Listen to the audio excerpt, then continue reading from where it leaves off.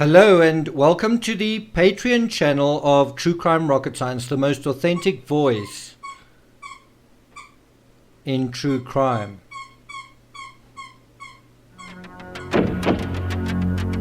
Sorry about that. That is Timmy, who is got quite a few of his little toys in my office, and I'm trying to keep him preoccupied because it's later than his walk than it's supposed to be.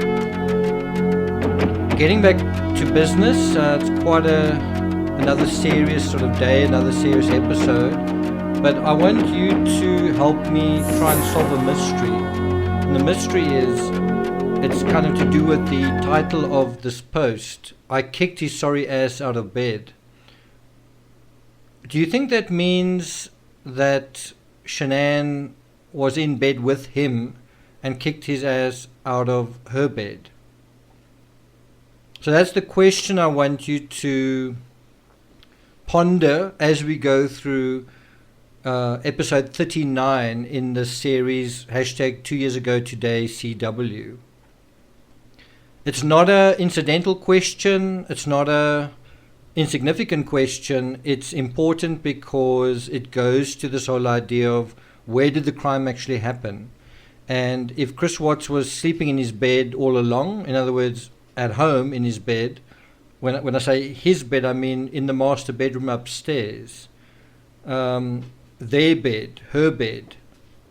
If he was sleeping there all along, then there's a little bit of a sort of precedent for, well, on the night of the murder, would he just have gone to sleep? Would he have gone upstairs and slept in his bed, in their bed, as usual, allowing Shan'ann to come to bed with him, to him? The alternative to that is, and that's the argument I've sort of made, but we will see it in this as we go through this episode. The alternative is, well, he hadn't actually been sleeping in his bed for about 6 weeks. He'd been sleeping in Kessinger's bed for 5 weeks, and even when they were in North Carolina, they didn't share a bed. So why on earth, when they returned, would they share the same bed? Now you might say, well, they did.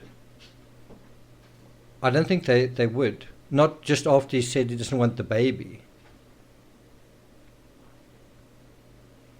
But there is a possibility that there was a moment where they were either sitting on the bed or in the bedroom or something, and then there was a very interesting moment that happened. Now, yesterday I kind of tried to emphasize, I don't know if I emphasized it enough, but a major thing that happened in the timeline when they arrived home was that they arrived home at 11 o'clock at night from Denver airport. So when that happened, Watts knew how long it would take to get from the airport to his house at night, and he knew what it would look and feel like, and he experienced what Shan'ann would do when she arrived home. And what she might do is whatever she did.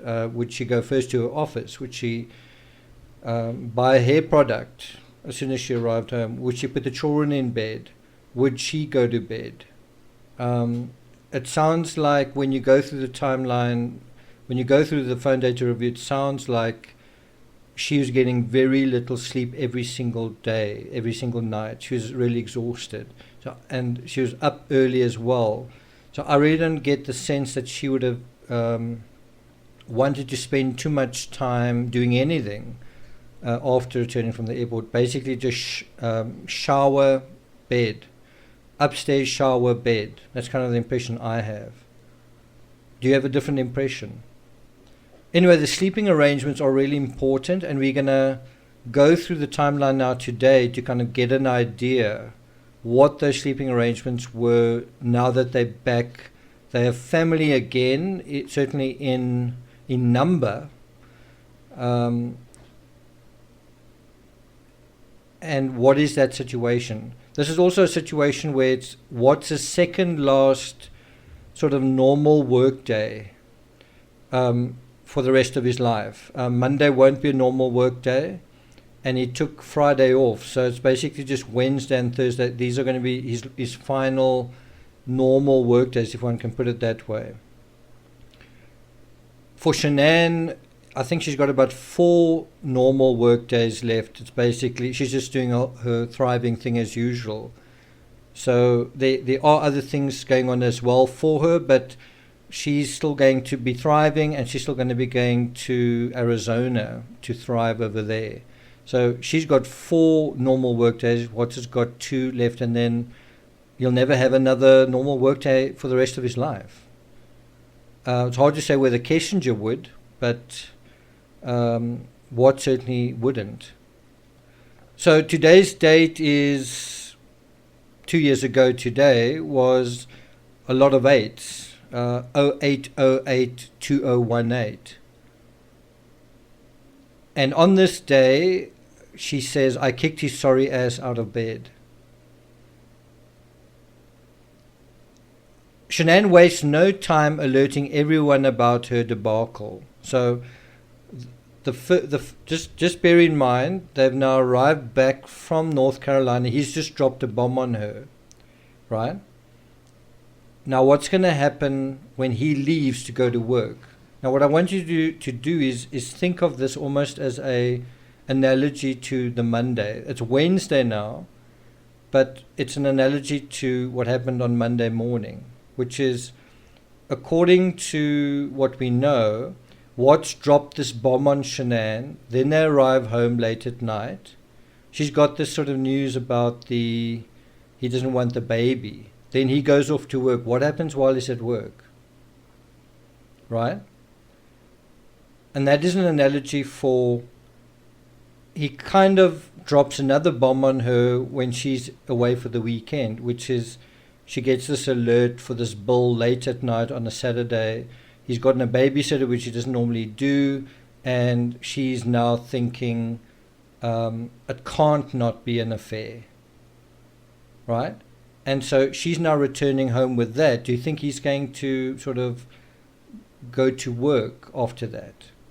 In other words, she's going to arrive home. They're going to sleep either together or just sleep. And he's going to get up the next morning and just go to work. And if you think the answer is yes, I mean, we know the answer is no. He committed triple murder because he didn't want what was going to happen right now.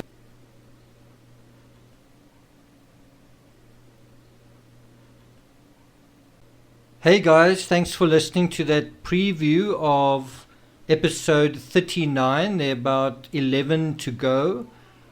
For the next 4 episodes, episodes 40, 41, 42 and 43, dealing with August 9th, 10th, 11th and 12th, I won't be putting up a preview. I hope you have enjoyed these previews, just a little bit of a glimpse of what is available on Patreon. What I'll put up later, or possibly tomorrow, is just a little bit about the preliminary hearing of dealing with Agent Daniels in the Laurie Vallow case, and also a little bit of analysis on the John Benet Ramsey case, and if I've got time, a little bit of commentary on Jodi Arias. So stay tuned for that. If you haven't subscribed yet, please do like, share, leave a comment. If you want to join Patreon, it's patreon.com/TCRS. Hope you have a great weekend, and I'll see you guys next time.